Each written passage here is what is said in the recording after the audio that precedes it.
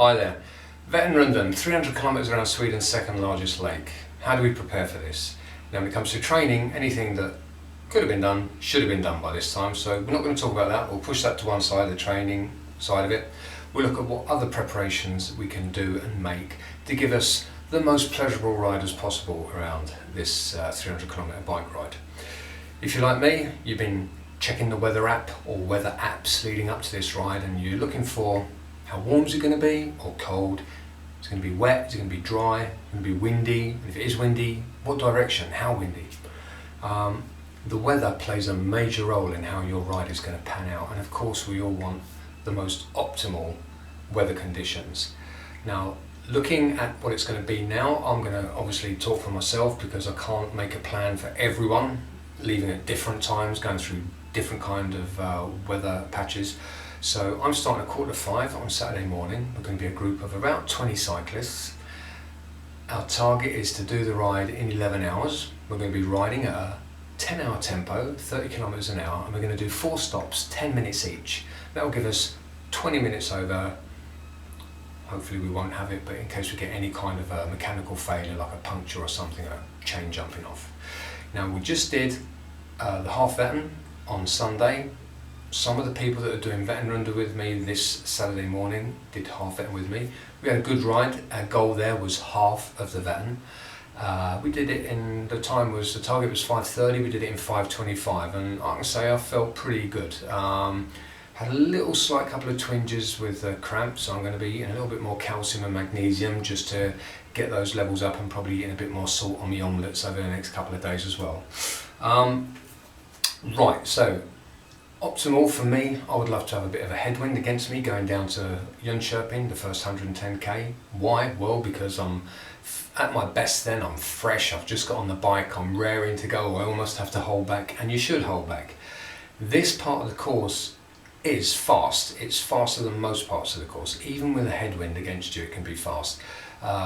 With a tailwind, you can bomb it down there. Now if that happens, for God's sakes, or whoever it is you pray to, don't blow your gasket going down. All you've got to do is utilise the wind using the same kind of energy expenditure that you would do if it was normal conditions. That would say there's no wind anywhere. If you push it too hard, you'll feel it going up the other side. So all you do is, if you're planning on doing 30 kilometers an hour with a good tailwind, you can hit 33, 34, 35, no problem. You don't think this is going great, let's really go for it. Resist that temptation, hold back. Please hold back. When you get down to Jönköping, if you've had that tailwind, you're going to have the headwind against you coming up. So you need to reserve your energy for going back up the other side. And the same thing, if you've had the wind in your face going down, you're going to get that back going up the other side. And you're probably not going to want to push it because you've been feeling a bit cream crackered going down to Jönköping. When you get up to the top and it's time to come down again, hey, it's 40k to go.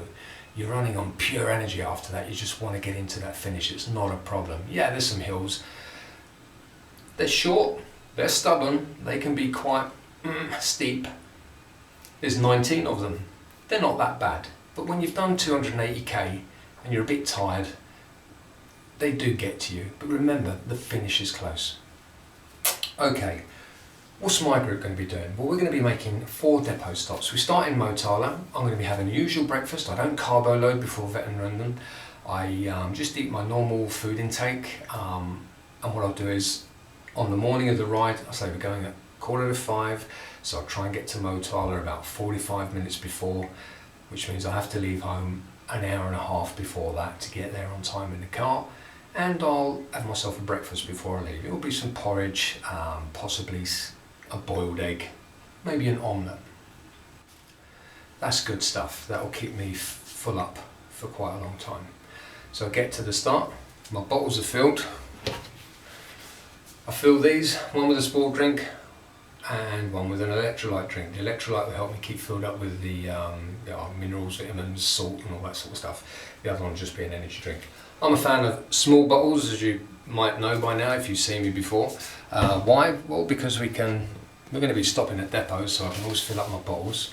I won't be riding with one of these torpedoes. This is 750 millilitres. Now if I had 2 of these weigh 1.5 kilos full. Yeah, sure, I'm not a pro. I don't weigh 67 kilos, I weigh about 82. but there's no need for taking on extra weight unnecessarily. So 2 of these, 1 kilo, save myself half a kilo. So those will be filled, and I'll be stopping in Ulster, which is about 83k. We'll be stopping again in Fagerhult, which is at 133. Our next stop will be in Karlsborg, which is that depot where you have to kind of go back on yourself. This will all depend on whether we're close to the bridge opening or not. So I need to check the bridge times, because I don't want to get caught with the bridge for 5-10 minutes. Sure, it's 5-10 minutes, relax, man. But you know, we don't want to do it. We've got our time set out for what we want to do. That's not part of our plan. If we need to go through it, then we'll go to Bullviken, which is the next one after that. And then we'll stop at Hammersund. Hammersund is after 257k, and then it's a straight ride into Motala after that. So how do I plan it? What am I going to do for food? On the ride, I have 4 bars. What I need to do is I need to think about what I need to have with me between the depot stops. So to the first depot is 80k.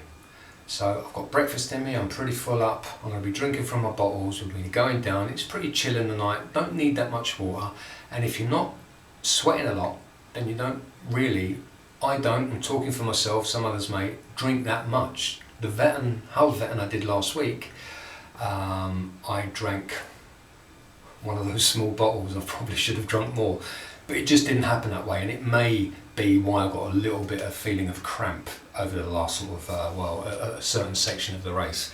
So that I need to think about, get some calcium and magnesium inside me, get a bit more salt inside my body, just so I make sure I don't get a feeling of cramp.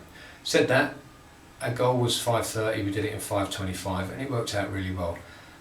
A few of those people that were there are going to be on the Vättern ride with me next week, this Saturday, when we're 20 people, and the goal there is, again, 11 hours at a 10-hour tempo, so 30 kilometres an hour, that's our tempo. We're going to have 4 stops, 20 minutes left over in case we might get a puncture or a mechanical failure. So I've got my bars set out. They're going to be between the depot stops, so I can eat a bar. A little tip, break the top off, stick them in your back pocket, so they're ready. You don't have to fight to get those things open. Some open no problem, some are like, they're foolproof, you can't get into them. I will have a gel. The gel will be from between Hammersund and Motala, if I think I need it. Or it'll be there for someone in my group if they want it. What am I going to have in my pockets? In my pockets, 2 of these, 2 inner tubes. Tyre levers for getting that off. 2 CO2 cartridges, 1 strawberry flavour, 1 vanilla flavour. And this little adapter. The adapter is for getting the CO2 cartridge in, touch wood, I won't have a puncture, and then pumping up the tyre. These just empty out completely and fill up your tyres nicely. I will have my mobile phone with me, not to make calls or take pictures on the road because we don't want to do that, it's a bit dangerous. But when we get to the finish, I will want to take a picture of everyone along the lake at Vättern. That's my phone, that's my plastic bag. I put one inside the other so it doesn't get wet on the journey around. Speaking of wet on the journey around, as you can see, I've got this on underneath. It's basically a body tight hugging thing, makes you look like ooh, He-Man, with long arms. Some people prefer to have arm warmers. If it gets too warm, you can just pull those off, do with them what you will. I probably won't wear leg warmers. I'll just oil my legs in, or I'll put liniment on my legs and then cover it in baby oil, nice in baby oil. Apart from the fact that it looks damn good, the baby oil will stop the rain from taking the liniment off your legs, so that's good. You want to keep your knees warm. There might be a little bit of a chill during the night. Do remember that anything you take with you that you feel at some point during the day you don't want to carry on carrying, you can go to any of the depots and say, look, I want to leave this in please, and pick it up in Motala, and they'll say, yeah, what's your start number? And you show them your start number, and they'll write a nice little note and they'll put it in a bag and you can pick it up in Motala. I'll be wearing a rain jacket. Rain jacket does actually act as a wind jacket as well, so when I start, that time of morning is usually about the coldest it can be, between sort of 5 and 6 o'clock. That's when it gets at its coldest. Sun's already started to go up, but it hasn't started to have an effect yet. And when I don't need it anymore, fold it up. Remember, my pockets are full of all kinds of funny things. I stick it under there, and the band on my jersey will hold it in place. 24 hours before you go to Motala, pump up your tyres to the pressure you want. 24 hours before, I go to Motorway? Yeah, because before you leave you can check your tyres, and if they seem okay, well then you know you don't have a slow puncture. How else are you going to know? Because if you do have one, you want to change that.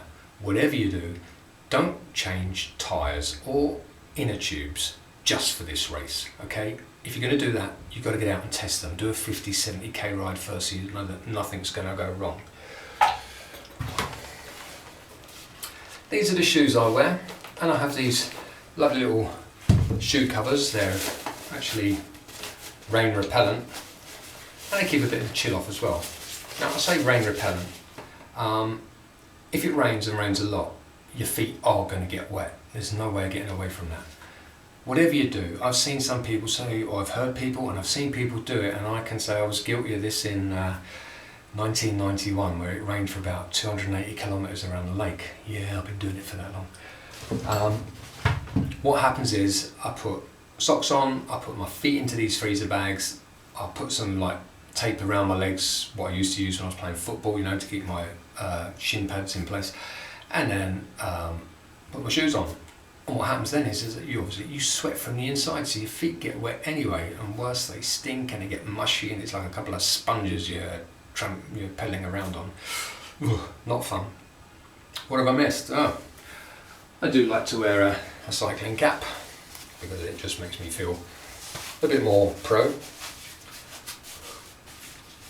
Not fast, but I look good. Or maybe not. If it rains a lot, it helps to keep the rain drizzling off. One of these on top. Clip that together, glasses on, outside the straps of the helmet, not inside. I'm thinking, yeah, why's that then? Well, in the event, God forbid, touch wood, of an accident, you want those to be able to come off. You don't want to get that smack where you get this nice little bang cut on the bridge of your nose. Some glasses don't come with these things, so that's okay really, that doesn't matter. They come with those like little bridges that keep the glasses in place. These can cause quite a bit of damage, and if you look in there, my nose isn't red from drinking, it's red from hitting the ground a couple of times when I've had an accident.